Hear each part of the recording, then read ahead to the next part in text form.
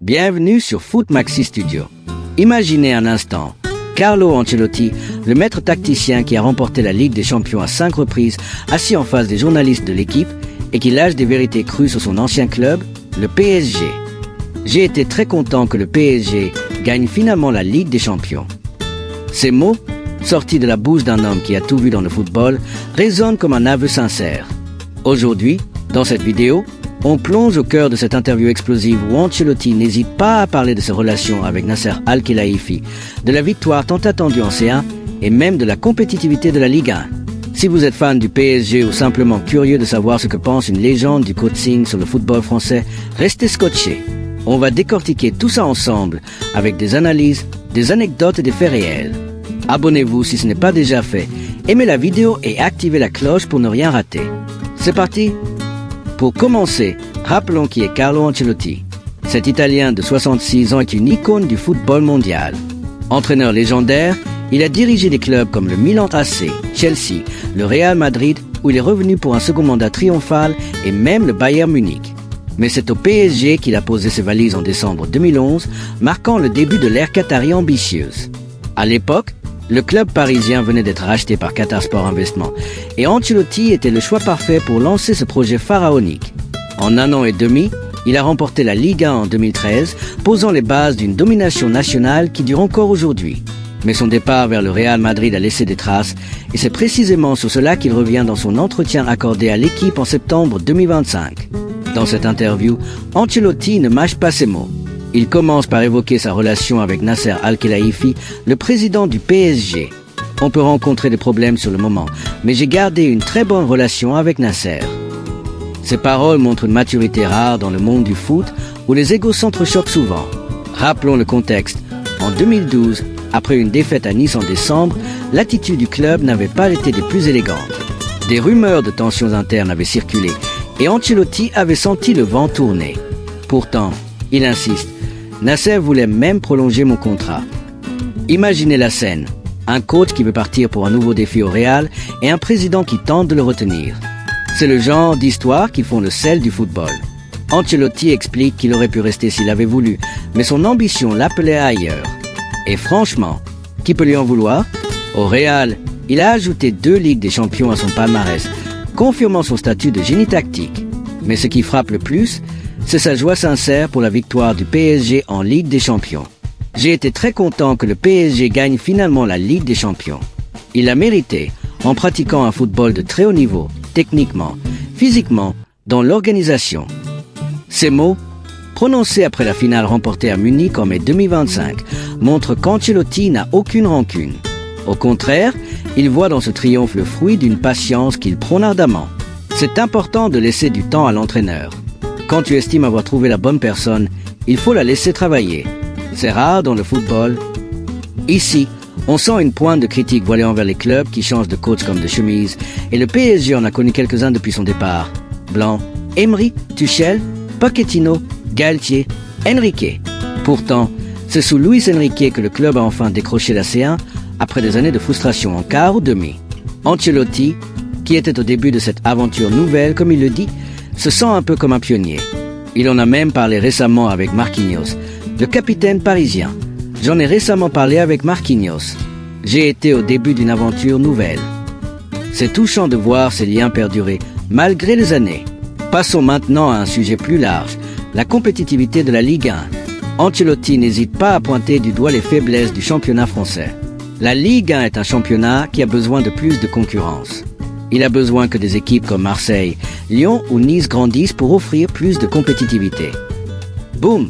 Voilà une analyse qui fait mal, mais qui est tellement vraie. Depuis l'arrivée des Qataris, le PSG domine outrageusement la Ligue 1 avec 10 titres en 12 ans. Mais cette hégémonie masque un manque de rivalité domestique, ce qui, selon Ancelotti, freine la progression globale. Regardons les faits. Marseille, malgré son histoire glorieuse, vainqueur de la C1 en 1993, peine à retrouver son lustre d'antan, avec des problèmes financiers et des instabilités managériales. Lyon, autrefois cette fois champion consécutif dans les années 2000, traverse une crise profonde depuis la pandémie, avec des relégations évitées de justesse et un actionnariat instable. Quant à Nice, boosté par Ineos depuis 2019, Le club montre des signes prometteurs avec des places européennes régulières, mais il manque encore ce petit plus pour challenger le PSG sur la durée. Pourquoi cette concurrence est-elle cruciale? Ancelotti le sait mieux que quiconque. Un championnat compétitif forge les équipes pour l'Europe.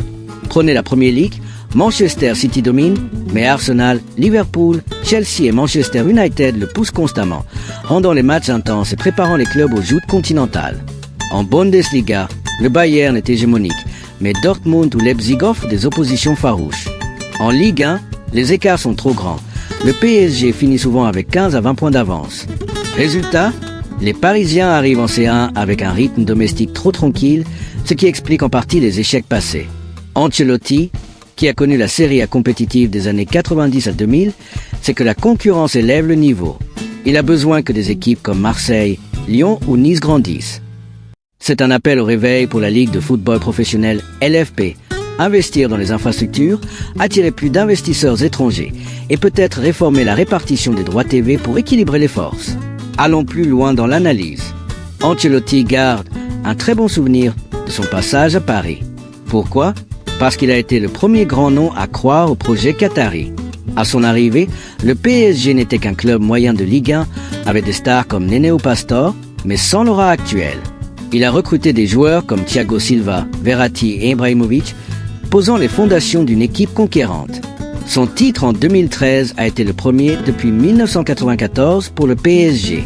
Mais son départ abrupt, après avoir demandé à être libéré pour rejoindre le Real, a créé des remous.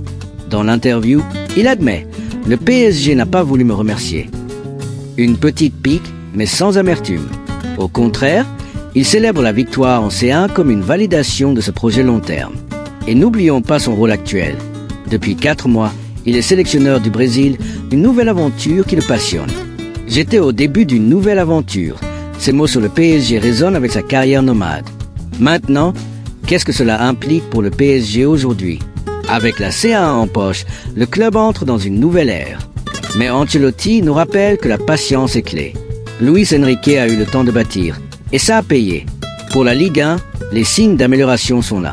Nice sous Zinedine grimpe, Marseille avec De Zerbi montre du mordant, et Lyon se restructure.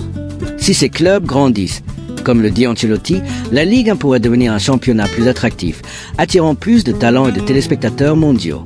Actuellement, les droits TV sont en berne. La LFP a du mal à vendre ses packages à l'international comparé à la Premier League. Une plus grande compétitivité changerait la donne. Penchons-nous sur des stats pour appuyer ça. En 2024 à 2025, le PSG a remporté la Ligue 1 avec 89 points, devant Monaco 71 et Brest 68, un écart énorme.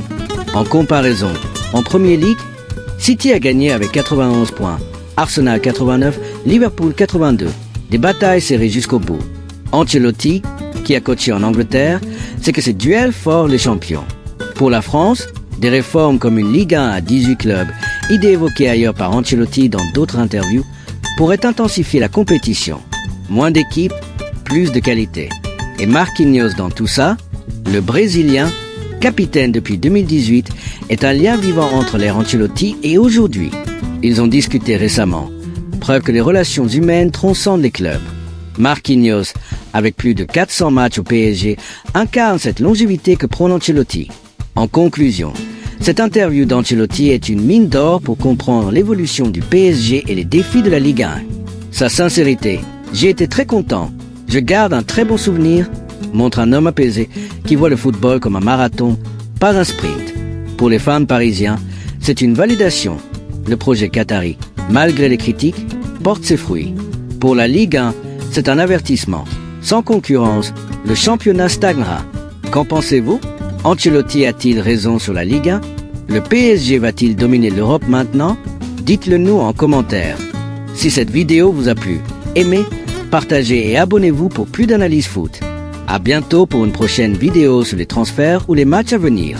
Allez, ciao!